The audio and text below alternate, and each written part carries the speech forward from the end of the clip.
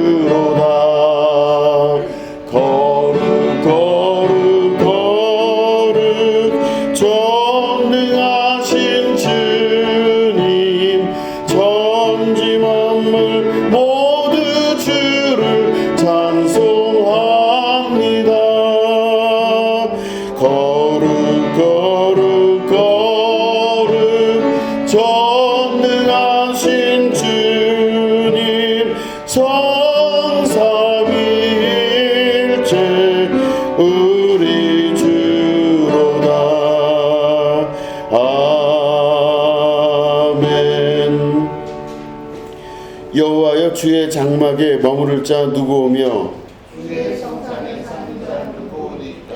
정직하게 행하며 공의를 실천하며 그의 마음에 진실을 바라며 그의 혀로 남을 허물하지 아니하고 그의 이웃에게 악을 행하지 아니하며 그의 이웃을 비방하지 아니하며 그의 눈은 망령된 자를 멸시하며 여호와를 두려워하는 자들을 존대하며 그의 마음에 서원한 것은 해로울지라도 변하지 아니하며 이자를 받으려고 돈을 구워주지 아니하며 뇌물을 받고 무죄한 자를 해하지 아니하는 자이니 이런 일을 행하는 자는 영원히 들리지 아니하며. 아멘. 다 같이 사도신경 하심으로 신앙 고백하시겠습니다. 전능하사 천지를 만드신 하나님 아버지를 내가 믿사오며 그 외아들 우리 주 예수 그리스도를 믿사오니 이는 성령으로 잉태하사 동정녀 마리아에게 나시고 본디오 빌라도에게 고난을 받으사 십자가에 못 박혀 죽으시고 장사한 지 사흘 만에 죽은 자 가운데서 다시 살아나시며 하늘에 오르사 전능하신 하나님 우편에 앉아 계시다가 저리로서 산자와 죽은 자를 심판하러 오시리라.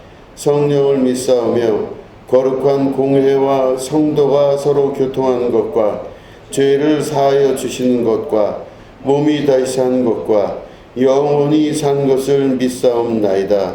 아멘. 자리에 앉아주시기 바랍니다. 찬송 312장입니다.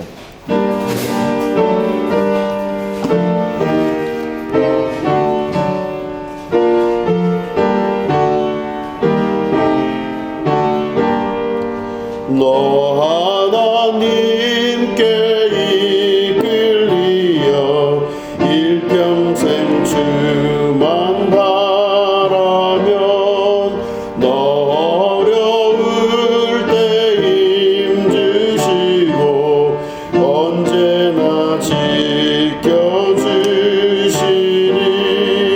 주 크신 사랑 믿는 자 그 반석 위에 서리라.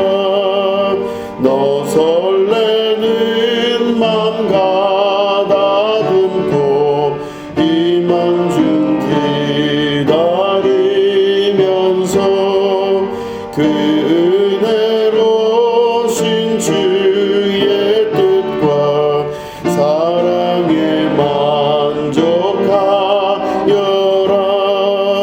우리를 불러주신 주 마음의 소원 아신다. 주 찬양하고 기도하며 내 본분 힘써 다하라. 주 약속하신 모든 은혜 내게서 이루어지리라. 잠들고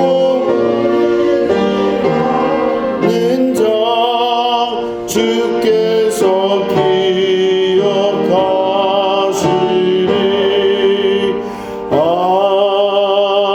아멘. 드려진 예물을 위해서 기도하겠습니다. 하나님 아버지, 이 드려진 예물 위에 하나님 손을 얹으시고 기억하여 주시며 이들이 살아가는 동안 주님의 뜻을 성취하고 완성하는 축복의 자녀들이 되게 하여 주시옵소서.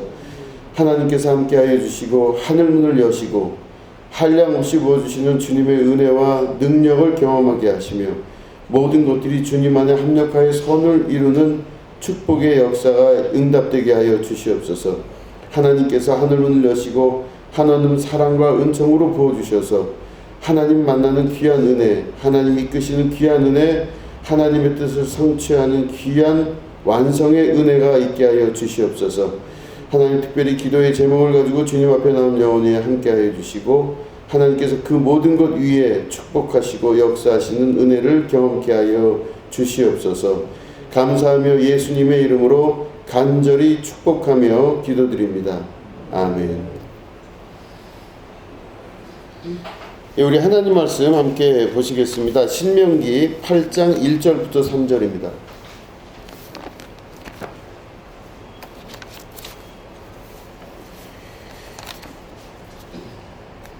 예, 8장 1절부터 3절을 먼저 읽고 12절부터 20절을 또 읽도록 하겠습니다. 자, 교독하겠습니다.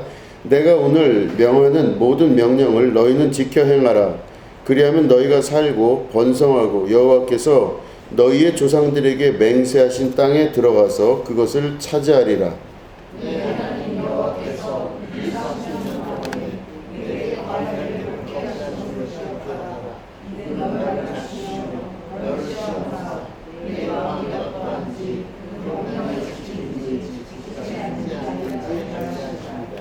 너를 낮추시며 너를 줄이게 하시며 또 너도 알지 못하며 네 조상들도 알지 못하던 만나를 네게 먹이신 것은 사람이 떡으로만 사는 것이 아니요 여호와의 입에서 나오는 모든 말씀으로 사는 줄을 네가 알게 하려 하심이니라. 아멘. 우리 12절부터 20절까지를 또 교독하겠습니다.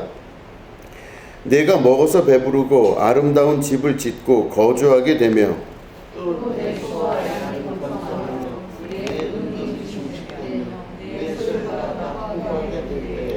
내 마음이 교만하여 내 하나님 여호와를 잊어버릴까 염려하노라. 여호와는 너를 애굽 땅 종 되었던 집에서 이끌어내시고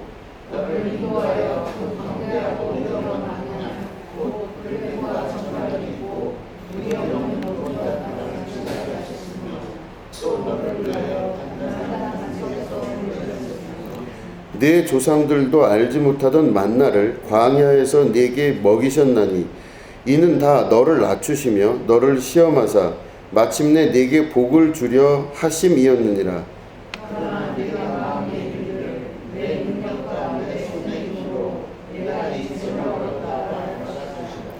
네 하나님 여호와를 기억하라.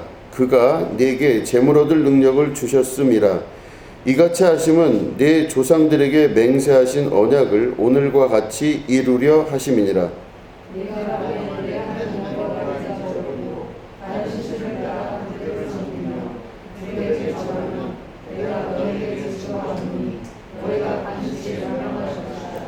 여호와께서 너희 앞에서 멸망시키신 민족들 같이 너희도 멸망하리니 이는 너희가 너희의 하나님 여호와의 소리를 청종하지 아니함이니라. 아멘. 오늘은 여호와를 기억하라 라는 제목 가지고 함께 말씀을 나누도록 하겠습니다.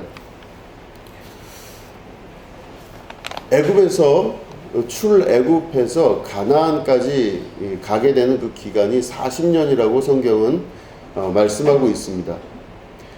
그래서 대략 이제 성인 남자만 한 6만 명이라고 하니 대략 봤을 때 한 20만 명에서 한 25만 명, 뭐 많게는 30만 명까지 애굽에서 유대인들이, 이스라엘 백성들이 탈출하여 나온 것으로 우리가 생각이 듭니다.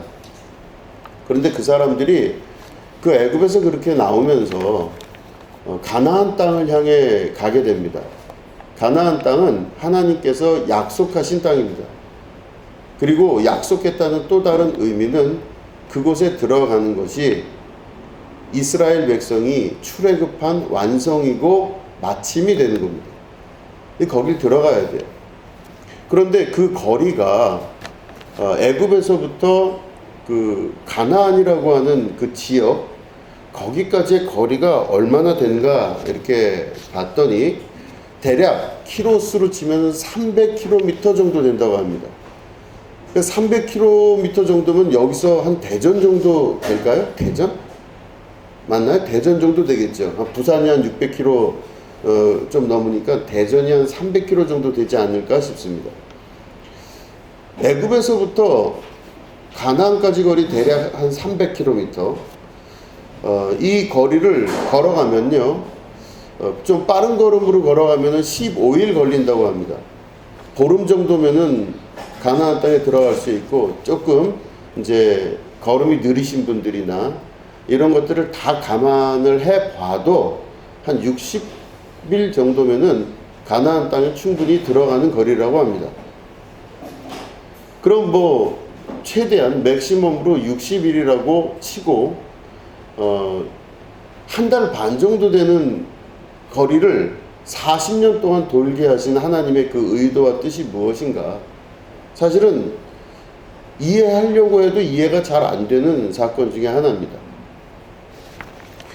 그런데 이 하나님께서 신명기를 통해서 말씀하시는 바는 이스라엘 백성을 하나님의 사람으로 그리고 하나님의 나라로 만들기 위한 하나님의 계획과 뜻이 그 속에 들어가 있었다고 하는 것입니다.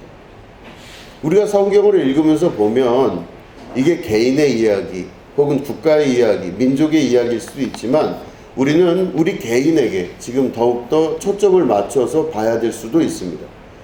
여러분 한 분 한 분이 이스라엘 민족과 같은 한 민족일 수 있다는 생각을 하시고 이 말씀을 오늘 들으셨으면 좋겠습니다. 우리의 인생에서도 빠르게 그곳에 도착하는 것이 목적이고 그 목적하는 바를 이루면 참 좋을 것이다 이렇게 생각이 듭니다. 종된 종살이에서 원하는 가나안 땅에 들어가는 것 얼마나 아름답고 좋습니까? 가장 이상적이고 아름다운 그 나라 가나안 땅, 불과 육체적 생각으로 생각하면 길게 잡아봐야 60일, 한 달 반 정도만 마음을 먹고 내가 걸어가면 그 약속을 이룰 수 있는 아주 가까운 거리. 중요한 것은 내 마음이 어떠냐에 따라 달라지는 것인데 내 마음만 먹으면 가나안 땅은 충분히 완성할 수 있는 쉬운 것들입니다. 눈앞에 보이는 부와 명예, 눈앞에 보이는 수많은 것들이 분명히 가깝게 있었는데 왜 하나님은 이스라엘을 돌려놓으셨을까? 우리 인생도 똑같이 어떻게 보면은 모든 조건이 다 갖추어져 있고 충분히 가나안 땅에 들어갈 수도 있었을 그럴 모든 개개인들이 존재하고 있습니다. 바로 눈앞에 부와 명예가 있었고 아주 조금만 노력을 해도 그곳에 들어갈 수가 있었을 것 같은 우리 삶인데 이상하리만큼 40년을 돌리게 만들어주신 그 역사, 우리는 그 모든 역사를 통해서 내 개인의 역사와 이런 걸 봤을 때 이게 누가 이러셨나 이 생각이 들 때가 있습니다.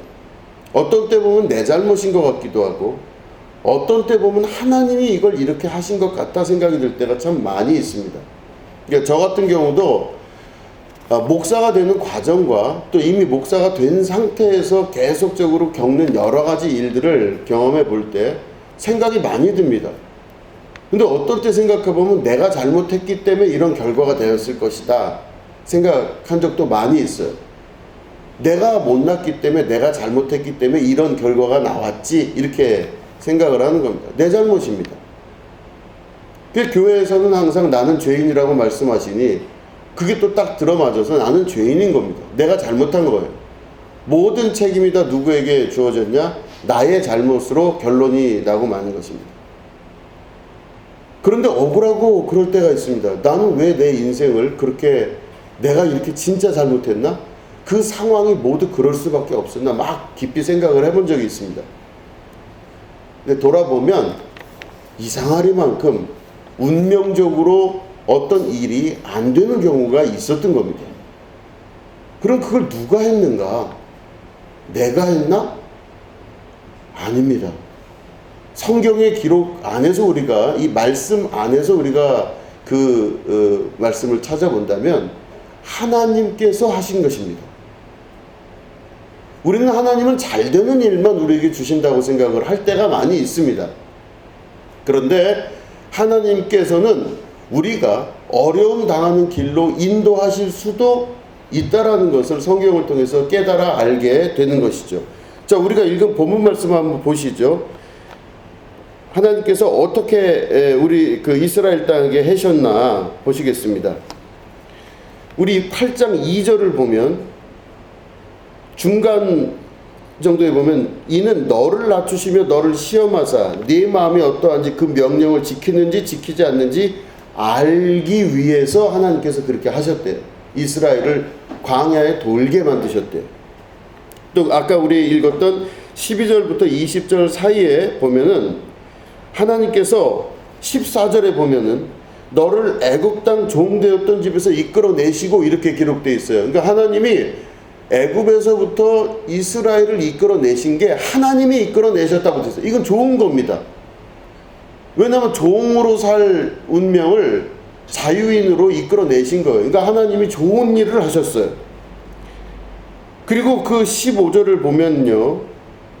건조한 땅을 지나서 너를 위해서 단단한 반석에서 물을 내셨고, 그러니까 기적과 이적을 주셨고, 또 그 밑에 보면 16절에 광야에서 만나를 너에게 먹이셨다 이렇게 됐습니다. 그리고 16절의 맨 뒷부분을 보면 마침내 내게 복을 주려 하시면이라. 그러니까 좋은 일도 있고 어려운 일도 있고 뱀과 전갈이 지나다니는 광야길을 40년이나 어린아이든지 노인이든지 남녀노소를 불문하고 그 위험한 장소를 통과하게끔 하신 분이 누구다? 하나님이다 이렇게 기록하고 있는 것입니다. 우리 개인의 인생을 보더라도 그 모든 것들이 누구 잘못인지 가만히 생각을 해보면 잘 모르겠으나 성경의 기록상으로 보니 하나님께서 택하신 하나님의 족속들은, 특별히 이스라엘을 택하신 하나님은 하나님께서 그 길을 내사 우리 입장에서 좋은 것일 수도 있고 나쁜 것일 수도 있지만 그 길을 인도하신 분은 곧 여호와 우리의 하나님이라고 기록하고 있는 것입니다. 그러니까 저도 제 인생 전반을 돌아봤을 때 좋은 일만 있었던 것도 아니고 힘들고 어렵고 정말 이해가 안 될 만한 일들을 수도 없이 겪어가면서 질문을 한 것에 답이 이 안에 있다는 걸 알게 됩니다. 하나님 정말 그렇습니까? 하나님 정말 그렇습니까? 내 인생을 어려운 광야길로 들어가게 만드신 그 역사가 하나님이 그 길을 내시고 그리로 가라고 말씀하신 그것입니까? 맞습니다. 그렇게 되는 것입니다. 잘못은 내가 하고 잘된 건 하나님만 주시는 게 아닌 것입니다. 신앙생활을 제가 어려서부터 하면서 항상 의문시됐던 질문 중에 하나는 잘된 건 교회에서 은혜를 받아서 잘된 건 하나님께서 주신 것이고 잘 안 된 건 다 내 잘못이에요. 이게 힘들어요, 마음이. 왜 다 안 된 건 내 잘못이라고 그러고 잘된 건 왜 목사님 은혜와 축복과 하나님께서 내려주시는 하늘의 복인지 정말 전 이해가 안 됐습니다. 그런데 감히 질문은 못하는 상태였었습니다. 근데 성경을 보니 한없는 은혜와 은총으로 모든 걸 내려주시는 하나님도 있지만 광야길로 이 사람들의 길을 잘못 들게 하신 분도 하나님이시라는 것을 말씀하고 있는 것이죠. 자, 그러면 불과 여유 있게 가봐야 보름 정도 되는, 여유 있게 가봐야 한 달 반 정도 되는 그 정도의 거리의 가나안 땅을 40년 동안 돌게 하신 하나님의 이유가 있을 거 아니겠습니까? 왜 그렇게 하셨을까? 왜? 근데 왜 그렇게 하셨나 봤더니 여기 기록에는 그렇게 되어 있죠. 우리가 1절부터 3절을 먼저 읽었는데 거기서 보면은 아까 읽은 말씀 8장 2절에 중간을 보면 이는 너를 낮추시며 너를 시험하사 네 마음이 어떠한지 그 명령을 지키는지 지키지 않는지 알려하려 하심이라 이렇게 말씀하고 계십니다. 나를 시험하셨대요. 근데 나를 어떤 방식으로 시험하셨냐면 바로 너를 낮추시며 이렇게 되어 있습니다. 그러니까 내가 낮아지게끔 하나님께서 그 상황을 만드신 거예요. 어떤 방식으로든 내가 위에 올라가서 대접받거나 인정받고 내가 내 인생을 경영하게끔 만들질 아니하시고 나를 낮추신 거예요. 이스라엘을 그렇게 낮추시기 위해서 광야로 내보내셨다 그렇게 하십니다. 그리고 그 이후에 하나님 말씀을 이제 다시 보면은 우리가 8장 12절부터 20절을 읽었습니다. 거기 보면은 19절에 보니까 내가 만일 내 하나님 여호와를 잊어버리고 다른 신들을 따라 그들을 섬기며 그들에게 절하면 내가 너에게 증거하니 너희가 반드시 멸망할 것이다 말씀하세요. 다시 말해 그 길로 가면 멸망할 것이기 때문에 최후의 결론은 멸망입니다. 멸망할 것이기 때문에 우리를 또 이스라엘을 하나님께서 광야로 돌리셨습니다. 그래서 12절 13절 말씀 보면요. 내가 먹어서 배부르고 아름다운 집을 짓고 거주하게 되며 또 내 소와 양이 번성하며 내 은금이 증식되며 내 소유가 다 풍부하게 될 때에 내 마음이 교만하여 내 하나님 여호와를 잊어버릴까 염려하노라 이렇게 말씀하십니다. 이 말씀은 다시 말해 사람의 근본적인 심성을 말하는 것입니다. 다시 말해 육체 안에 각인되어진 그 심성, 본성을 말씀하고 있는 것입니다. 우리의 육체의 모든 것들이 내 이생의 안목과 이생의 정욕들이 다 채워지고 난 다음에는 그 다음 일들이 벌어지게 되어 있습니다.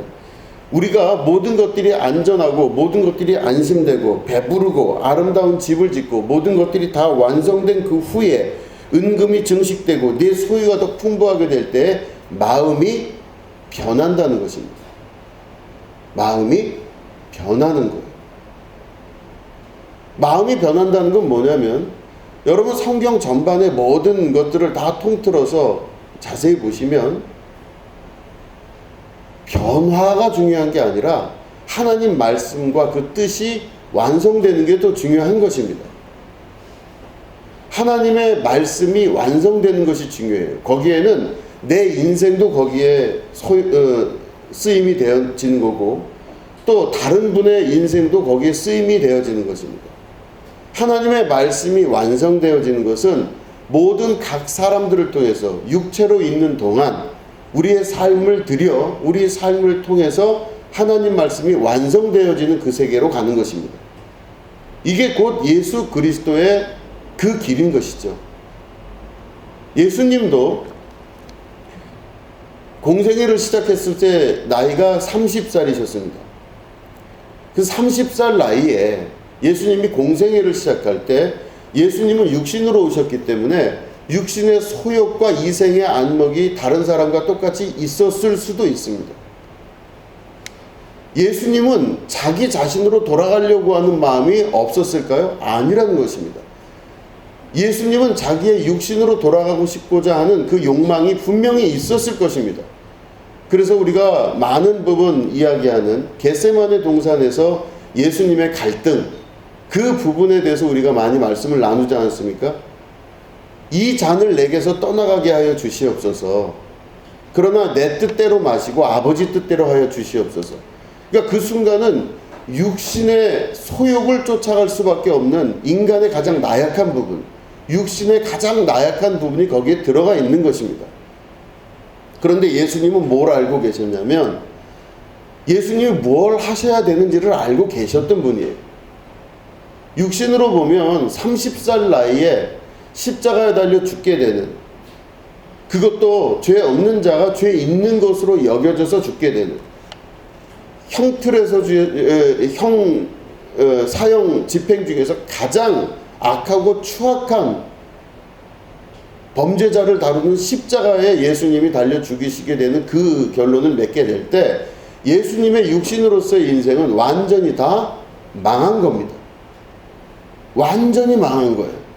이제 예수님은 더 이상 방법이 없어요. 뒤로 빠져나갈 방법도 없고 어떤 방식도 예수님이 빠져나갈 방식이 없는데, 그 모든, 다시 말해 육신의 고통에 대한 두려움도 있지만 예수님 인생 전반에 대한 33년에 대한 부정과 부인이 거기서 나타나게 될 수밖에 없는, 너무 괴로운 겁니다. 그래서 예수님이 거기서 이 잔을 웬만하면 내가 좀 안 받아들였으면 좋겠습니다. 이 방법 말고 다른 방법 없을까요? 이렇게 아마 말씀하신 걸로 보입니다. 그런데 조금 후에 그러나 내 뜻대로 말고 아버지 뜻대로 하여 달라고 해서 예수님이 결론적으로는 십자가에 올라가시기로 결론을 맺으신 겁니다. 그러니까 자원하여 자기 인생과 삶을 포기했다고 볼 수가 있는 것이죠. 과감하게 하나님 앞에 자기의 인생을 드린 겁니다. 그리고 나서 그 예수님이 하나님의 아버지의 온전한 뜻을 완성하신 분으로서 우리에게는 그리스도가 되신 것이죠. 하나님의 뜻의 완성, 하나님 말씀의 완성, 이게 바로 예수님이 이루신 최종적인 결론이라는 것입니다. 그러면 성경 전반적으로 모든 것들의 뜻을 볼 때 자기 자신으로 돌아가고자 하는 사람들은 너무 많습니다. 다 내 육신으로 돌아가고 싶어요. 육신이 뭐죠? 이생의 정욕과 이생의 안목입니다. 보기에 보암직도 하고 좋아 보이기도 하고 또 탐스럽게 할 만큼 높아지게 할 만큼 탐스럽기도 하고, 이런 것들이 우리 눈앞에 선악에 대한 모든 것들이 다 욕망이 있는 상태에서 내 인생을 그렇게 규정해버리는 경우가 참 많이 있는 것이죠. 아까운 겁니다. 내 인생이. 돌아보면 또 아깝고 또 돌아봐도 또 아까운 게 내 인생이죠.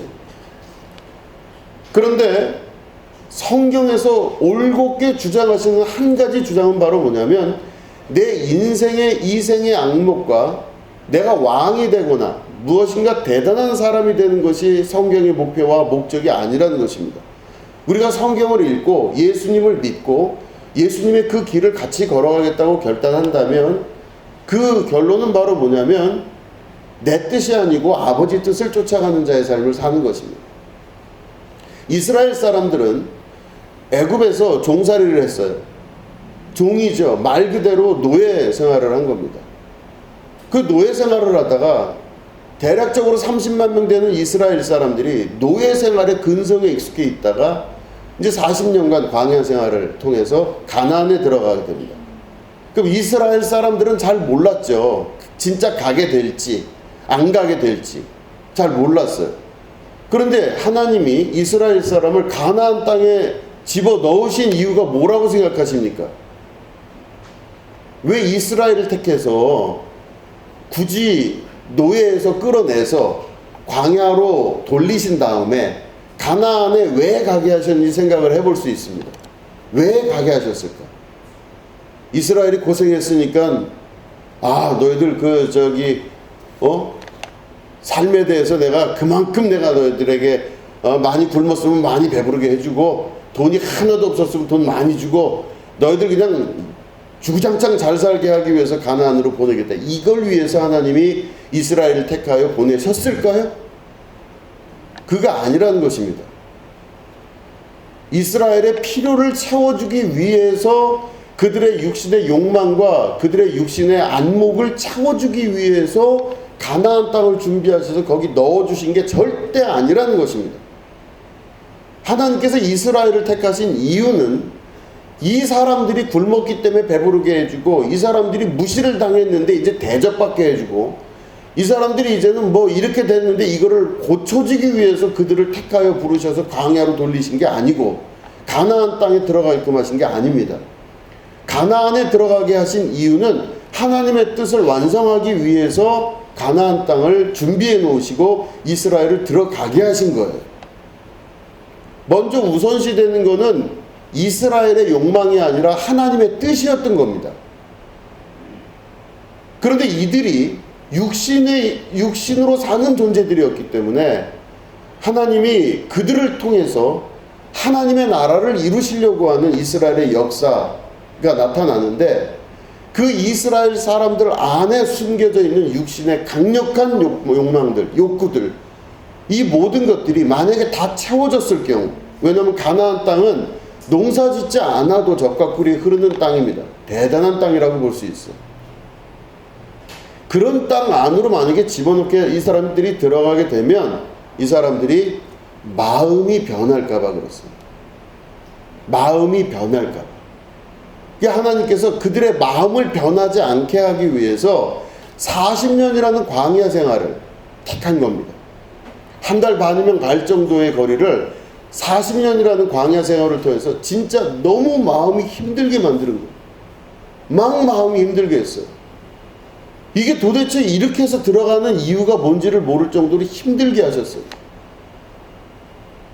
그들이 힘들게 그 경험을 한 이유가 바로 뭐냐면, 그들이 교만하여 그들이 자고하여서 하나님의 뜻을 저버릴까봐 하나님께서 그들을 훈련하신 겁니다. 이걸 성경에서 뭐라고 되어 있냐면 그들을 낮추시며 이렇게 되어 있어요. 겸손하고 또 겸손하게 그들을 만들어서 세상을 쉽게 보지 않게끔 만드신 겁니다. 그리고 세상에 물질로 갖고 다 되는 게 아니라는 걸 알게 하기 위해서 하나님이 그들을 이끌어서 광야를 돌아다니게 하신 거예요. 이스라엘 사람들은 너무 궁핍하고 결핍해 있기 때문에 온전히 눈에 보이는 모든 것들과 머릿속에 있는 모든 것들이 다 뭐냐면 채워지고 여유롭게 만들어지면 모든 게 다 되는 거라 생각하는 거예요. 왜냐하면 결핍했기 때문에. 배도 고팠고 자유도 있지 않았고 수많은 어려움들이 있었기 때문에 이들에게는 가나안 땅에 들어가서 국가를 세우면 이들은 정말 너무너무 행복했을 거예요. 그런데 만약에 그들이 아무런 훈련이 없이 정말 한 달 반 만에 가나안 땅에 들어갔다면 이들은 나라를 세울 수가 없었을 수도 있습니다. 왜냐? 금방 바뀌거든요. 사람 마음은. 금방 바뀝니다. 흔한 얘기로 화장실 들어갈 때와 나올 때가 다르다고 얘기를 해요. 급할 때와 안 급할 때가 채워짐에 따라서 완벽하게 인간은 바뀌게 됩니다. 내가 바뀌려고 마음을 먹어서가 아니라 자연스럽게 그게 진행되는 게 사람의 삶이에요. 그러니까 그들 안에 뼈에 새길 수 있을 정도의 각인될 정도의 고통과 아픔의 시기를 통과하게 하신 것입니다. 다시는 정말로 그렇게는 살아가기 싫은 그 세계는 육신의 만족과 이생의 안목으로도 채워지지 아니하는 세계가 있다는 걸 알게 하시는 하나님의 뜻입니다. 곳곳에 그런 것들이 다 들어가 있어요. 예를 들어서 사람은 먹고 살아야 되는 거잖아요. 먹어야 되지 않습니까? 아니 먹는 걸 어떻게 부정하고 부인할 수가 있습니까? 하나님 먹는 거가 중요하지 않습니까? 당연히 먹는 거가 중요하지 않겠습니까? 그런데 하나님은 뭐라고 말씀하시냐면 사람이기 때문에 땅에서 난 걸로 먹고 사는 게 전부 다인 줄 알아요. 우리는 땅에서부터 흙으로부터 사람이 만들어졌기 때문에 흙으로 만들어진 우리가 살기 위해서는 흙에서 난 거를 먹는 게 당연한 것입니다. 이치죠. 그런데 하나님께서 그들이 육체의 고난의 마지막까지 가게 하신 다음에 이 궁핍하게 하신 다음에 뭐를 주셨냐면 하늘에서 내리는 만나를 주셨어요. 만나는 하늘에서 내려온 양식입니다. 그러면 그 만나가 이들에게 있어서의 아주 중요한 기억 중에 하나예요. 그들은 만나를 잊을 수가 없어요. 그 만나는 뭐냐면 육신이 채워지는데 내 육신의 욕망과 욕구, 배고픔의 근원적인 욕구가 채워지는데 땅에서 난 것으로만 채워지는 게 아니라는 걸 알게 하시기 위해서 하늘로부터 만나를 내려주신 거예요. 그래서 우리가 소위 설교를 들을 때나 성경을 읽을 때 이 말씀을 만나라고 이야기할 때가 있습니다. 영적으로 뭔가 공급을 자꾸 받아서 그 공급받은 것으로 내가 살아갈 수 있을 때 이게 바로 만나라고 우리는 이야기를 하는 것이죠.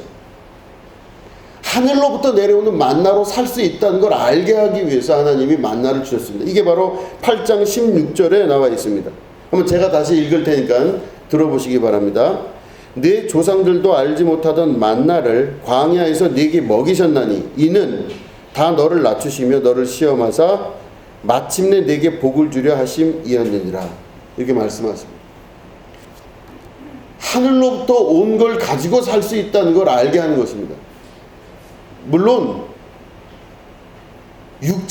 육신이 발달하고 육신의 소욕 가운데 자기를 둔 사람은 육신의 소욕에 의해서 움직이기 때문에 육신의 소욕에 만족함을 얻기 위해서는 땅에서 난 걸로 먹고 살아야 돼요. 당연합니다. 눈에 보여지고 만져지고 증명이 가능하고 이런 세계 속에서 사는 육신의 사람들은요, 그걸 먹고 살아야 돼요. 당연하게. 그렇기 때문에 돈을 벌고 돈을 많이 벌려고 하고 모으고 부유하게 되려고 하고 가나안 땅에서의 축복이 반드시 있어야만 되는 사람들이 되고 마는 것입니다. 목표는 다 거기입니다. 그런데 하나님의 자녀들은 육신으로만 이루어지질 않았다는 것입니다. 이스라엘은 육신으로만 이루어진 게 아니라 영으로 이루어진 존재들입니다. 그래서 그 영혼이 있는 것입니다. 그렇기 때문에 사람은 육신은 점점점 낡고 후패하여서 언젠가 다 없어지게 될 거예요. 우리는 다 언젠간 죽음을 맞이하게 될 거지만 우리의 영혼은 죽지 않습니다. 영원히 가는 거예요. 그러니까 우리가 영적인 생활을 하는 것은 다 하늘의 만나를 먹고 살아가는 자들로 살기 위해서 또 영혼을 위해서 우리가 이 만나를 먹고 살아가는 겁니다. 육신의 고통과 눈에 보이는 고통과 경험했던 모든 것들이 그 안에 있지만 그게 우리를 결정해 주는 것이 아니라 하늘로부터 오는 만나가 우리의 생명을 유지시켜 준다는 걸 이스라엘에게 알게 하기 위해서 하나님 만나를 보내주신 거예요. 그럼 이 사람들은 가나안 땅에 들어가면 어떤 삶을 살아야 되냐? 가나안 땅에 들어가면 먹는 것도 많고 나라도 든든해서 안심도 되고 이제는 먹고 사는 일에 전혀 문제가 없어요. 좋은 집에 아주 마땅한 많은 것들을 갖출 수 있는 모든 것들이 다 완성된 그 가나안 땅에서 국가를 이룰 때 이들이 그 모든 것들이 이제 끝났다. 야, 이제는 내가 다 이루었다. 이제는 완벽하게 다 되었다. 이렇게 이야기할 가능성이 높은 거예요. 육신으로만 살면. 하나님 안 믿어도 돼요. 급할 때야 내가 하나님 믿지. 근데 급하지 않게 되면요, 하나님 믿을 이유가 없어져요. 아니, 다 채워지고 다 이루어졌는데 뭐하러 내가 교회를 다니고 하나님을 믿습니까? 다 교회 다니는 사람들은 뭔가 부족하거나 결핍이 있어서 뭔가 이상한 사람들이 교회를 다니는 거지, 내가 지금 교회 다닐 이유가 하나도 없어요. 다 완성됐어요. 나는 지금 돈도 있고 뭐도 있고 건강도 있고 이제는 잃을 게 하나도 없어요. 난 다 됐어. 이 사람에게 있어서 하나님이 무슨 소용이 있겠어요? 육신의 소욕을 채웠던 육신의 사람에게는 하나님 필요 없습니다. 제가 봐도 그래요. 제가 봐도. 그러니까 제 주위에도 육신의 사람이 당연히 있죠. 있습니다. 그 이야기를 해봐요. 해보면은 그 사람들이 하는 말이 왜 굉장히 타당해요. 왜냐? 육신으로 다 자기는 채워졌거든요. 아무런 부족함이 없어요. 그런데 사람이 영적 동물이라 영을 갖고 있는 사람들이라 다 채워져서 다 있으면 그걸로 다 된 것 같은데 그렇지가 않다라는 것입니다. 말은 그렇게 하지만 자기 혼자 있을 때, 자기 삶을 돌아볼 때, 모든 것들이 풍요로울 때, 그들이 하나님을 떠났을 때 그들에게 나타날 모든 것들은요 멸망이라고 성경은 말씀하고 있습니다. 마침내는 그들이 멸망할 것이다 이렇게 기록하고 있어요. 그들은 그들의 살던 대로 육신을 쫓았기 때문에 멸망하게 되는 것입니다. 자, 그렇다면 이 이스라엘 사람들을 가나안에 이렇게 40년을 굴리신, 정말 황당하리만큼, 정말 답답하리만큼 그 광야에서 이들을 고통스럽게 하신 하나님의 그 뜻이 바로 무엇일까? 여러분 생각해 보시면 사람이, 이스라엘이 육신으로 돌아가려고 하는 경향이 아주 강하다는 것입니다.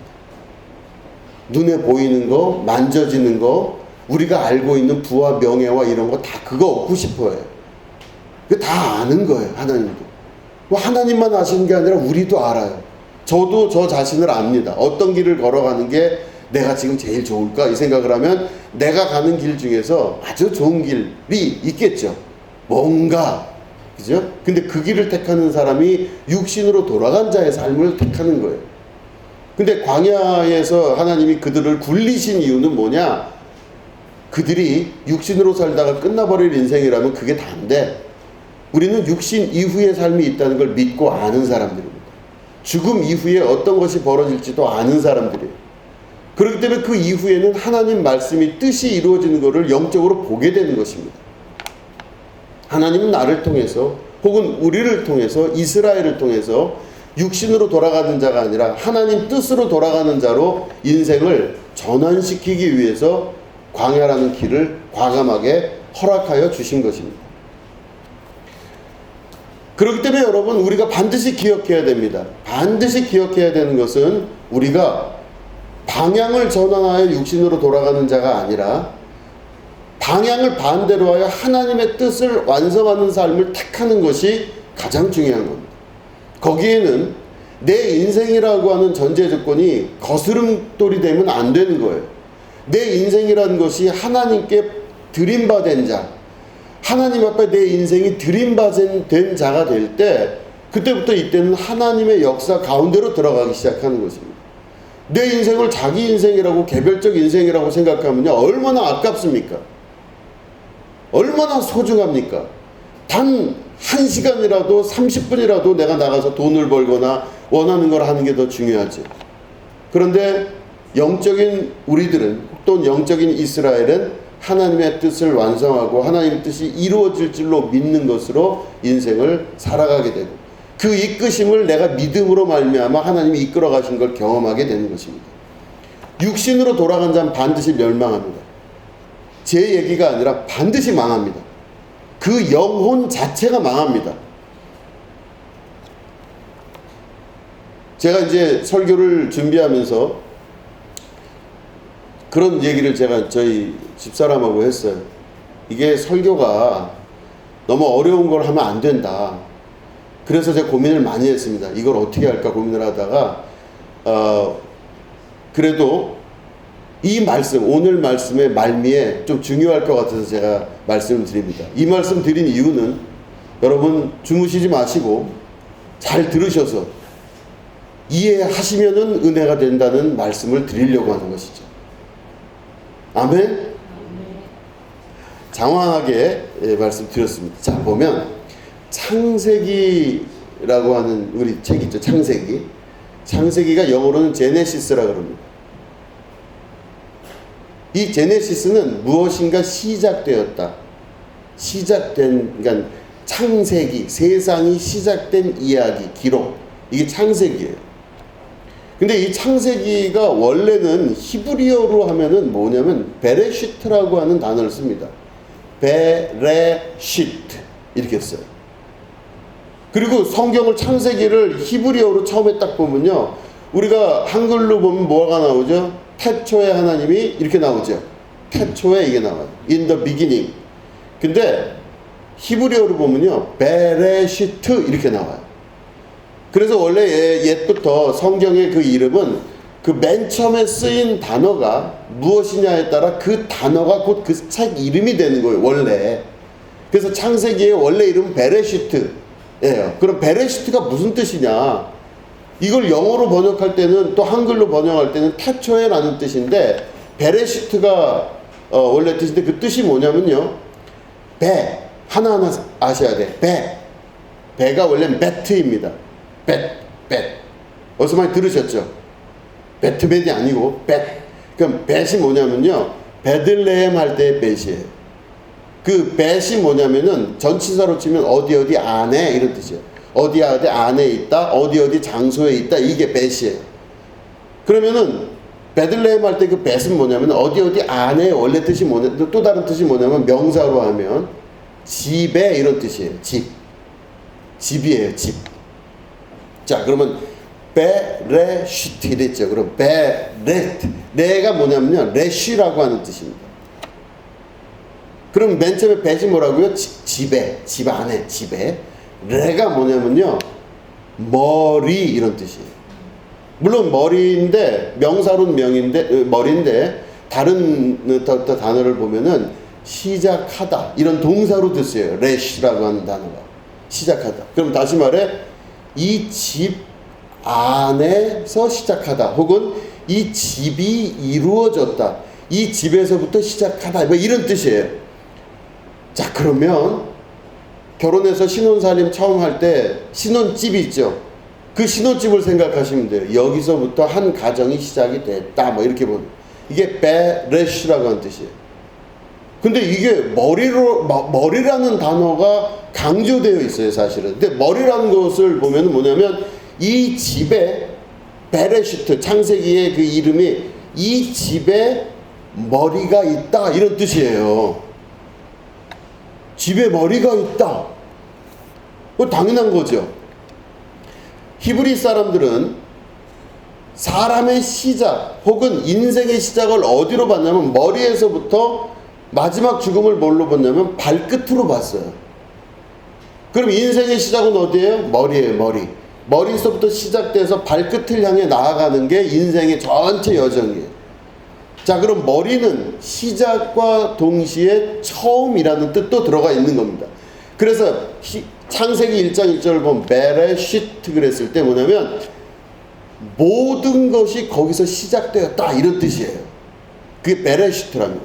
자, 그러면 다시 기억을 더듬어서, 그러면 이 베레시트가 우리가 읽은 성경 66권 중에 제일 앞에 있는 창세기에 처음에 나오는 거예요. 태초에 이런 것처럼 베레시트. 그런데 이 베레시트를 다시 한번 생각해 보면, 집 안에 머리가 있다, 이런 거예요.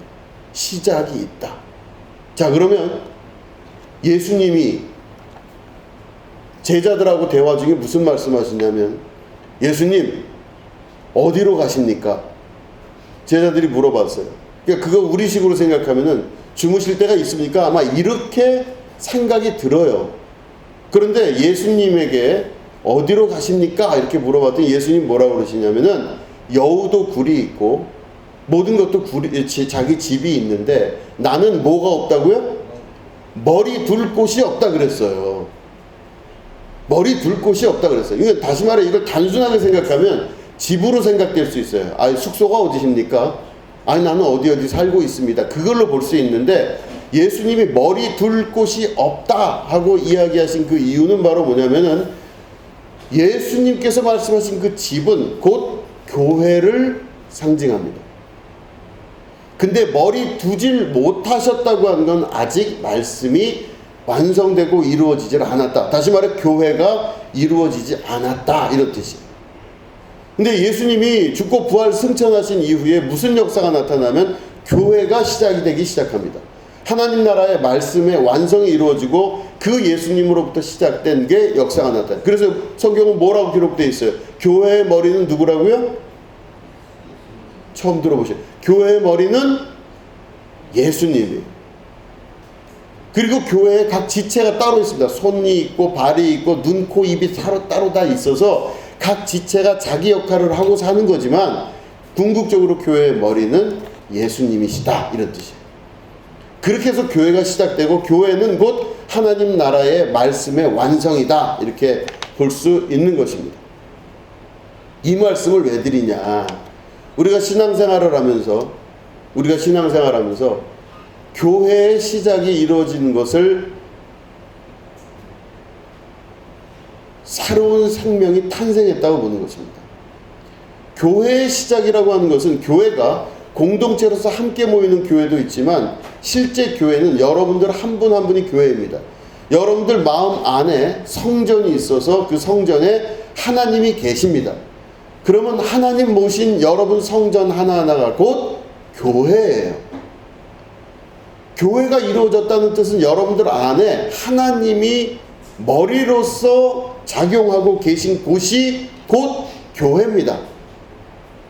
예수님이 머리로서 작용하신 곳이 교회고 하나님이 머리로서 작용하신 곳이 곧 교회라면 내가 이 집이 있을 때 집 안의 주인이 누구냐라고 질문할 수 있겠죠.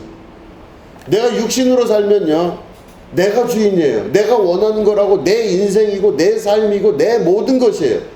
그렇기 때문에 내가 내 인생을 볼 때 내가 내 시각으로 내 눈으로 내 인생을 보는 거, 이거는 어렵지가 않아요. 그런데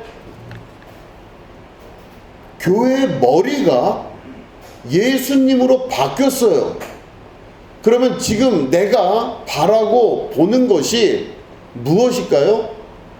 예수님의 눈으로 내 인생을 보고 그 주인 대신, 머리 대신 예수님으로서 모든 걸 바라볼 줄 알게 될 때 그 인생이 교회가 되는 것입니다. 진짜 교회인 거예요. 그렇다면 광야에 이스라엘을 이렇게 돌리시고 힘들게 하시고 가나안 땅에 들어가시게 하시면서 그 생고생을 시키신 하나님의 의도가 바로 뭐냐? 그 사람들 마음이 육신으로 돌아가서 자기가 축복받고 은혜받고 모든 게 잘 되어서 물질적으로 풍요로울 때, 뭔가 성공의 기운이 느껴질 때 그 사람이 성공했다고 자고하여서, 자기가 교만하여서 하나님을 멀리 떠나 자기 인생을 자기 인생으로 개척하여 살려고 하는 그런 의지가 있을 때 그 사람들은 교회라고 볼 수가 없고 하나님 나라가 그 속에서 이루어질 수가 없는 사람들이에요. 그 사람들의 마지막은 어떻게 된다고요? 반드시 망하리라 그랬습니다. 망하는 겁니다. 겉으로 볼 때는 괜찮아 보이고 모든 게 좋아 보이고 다 잘 된 것 같은데 아닙니다. 망한 겁니다. 이게 성경이 바라보는 계속적인 방향성이에요. 자, 그러면 말씀을 정리하겠습니다. 우리가 어떻게 살아야 되는지. 자, 우리가 내 인생을 한번 바라볼 수 있으셔야 됩니다. 여러분들 인생이 너무 쉽고 아름답고 행복하게 흘러가셨습니까?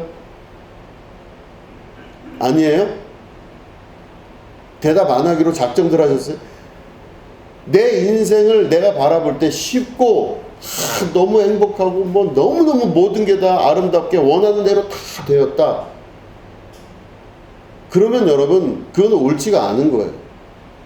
하나님이 여러분들을 사랑하신다면 하나님은 반드시 하나님의 백성들을 교회로 세우기 위하여 그 가깝게 얻을 수 있었던 거리를 돌게 만드셔서 광야를 돌아가게 하셔갖고, 왜 그렇게 나는 힘들고 어려운 일을, 왜 다른 사람도 겪지 않는 그 일을 내가 겪게 하는지, 왜 나는 이토록 힘들게 인생을 살아가야만 되는지, 이유도 도무지 알 수가 없는, 내 잘못인지 누구 잘못인지 알 수도 없는 그 세계로 왜 내가 갔어야만 했는지, 그 세계를 내가 가고 있었다면 하나님 앞에 다시 한번 그 말씀 안에서 내가 무릎 꿇고, 하나님 말씀이 맞으시다면 제 인생의 지표로 삼고, 주님이 가라고 하신 그 길이 주께서 가라 하셨으니 제가 이것들을 늠름히 또 여유롭게 당당히 이겨내고 하나님 말씀의 완성을 이루는 자로 살겠습니다. 더 이상 육신을 쫓아가지 아니하고 내 영을 쫓아가겠습니다. 성령의 인도하심을 받도록 제가 하겠습니다. 여러분, 이렇게 결단하고 결심할 수 있는 우리가 되어야 되는 것입니다. 인생의 어렵고 힘든 모든 과정들을 겪어가면서 그 인생을 해석할 수 있는, 또 말씀에 근거하여 해석하여 볼 수 있는 여러분들이 되셔야 됩니다. 그리고 우리가 갔던 그 길이 아무 의미 없는 길이 아니라 그 길을 통하여 내 자신이 가질 수 있는 새로운 땅에 대한 준비를 할 수 있으셔야 됩니다. 모든 것들이 다 완성된 때가 올 것입니다. 하나님께서 완성된 모든 은혜와 쉴 날을 우리에게 주실 거예요. 그 쉬고 완성되고 아름다운 것들이 이루어지는 그때 교만하고 자고하지 아니하고 우리를 낮추시는 하나님의 거룩한 뜻을 알아 우리가 육신으로 사는 것이 아니요 영으로 사는 사람이라는 걸 깨달아 알게 되는 것, 이게 하나님 나라의 아주 중요한 특징이라고 볼 수가 있는 것이죠. 이스라엘을 택하여서 교회로 세우신 하나님, 여러분 한 분 한 분을 택하여서 하나님의 교회로 세우기를 원하십니다. 그 한 분 한 분 여러분들은 하나님께서 여러분들을 지명하여 부르셨다고 되어 있어요. 손가락으로 가르쳐서 그 중에서 여러분들을 택하여서 하나님의 뜻을 이루고자 하시는 하나님, 그 하나님의 뜻에 선택되어진 여러분들은 힘들고 어려운 광야길을 간다 할지라도 반드시 하나님 말씀의 약속의 뜻이 이루어지게 성취되게 되는 주님의 귀한 백성들이 되는 것입니다. 여러분들 이걸 믿음으로 여러분 고백하시고, 하나님 감사합니다. 짧은 육체의 기간 동안 내가 영을 택할 수 있게 해주시니 감사합니다. 지혜를 택할 수 있게 해주시니 감사합니다. 성령의 음성을 듣게 하시니 감사합니다. 하나님 이 말씀대로 살아 내가 고난을 고난으로 여기지 아니하고 하나님께서 나를 택하여 부르신 그 뜻으로 아시고 내가 이것들을 능히 감당하여 이길 수 있도록 오늘도 저를 도와주시옵소서. 하나님께서 보혜사 도우시는 성령이라 말씀하셨으니 도우시는 영이 나를 함께 하셔서 어려움을 어려움으로 보지 아니하고 믿음으로 이것들을 통과해 나갈 수 있는 축복의 자녀들 되게 할 수 있도록 도와주시옵소서. 여러분 이렇게 기도하시고 늠름히 승리하시게 되기를 주님의 이름으로 축원합니다. 기도하겠습니다. 하나님 아버지, 광야길을 돌아가는 이스라엘이 저주받은 것이 아니라 축복의 자녀가 되는 주님의 자녀라는 것을 말씀을 통해 깨달아 알았습니다. 우리 눈앞에 보이고 있는 많은 것들, 어려움, 갈등, 번민, 괴로움, 뒤를 돌아볼 때 나타나는 허망함, 이 모든 것들은 악한 마귀 사단의 역사, 또한 육신의 정욕과 이생의 안목에 의하여 결정되는 가치관인 줄로 믿습니다. 영적인 사람이 되게 하여 주시옵소서.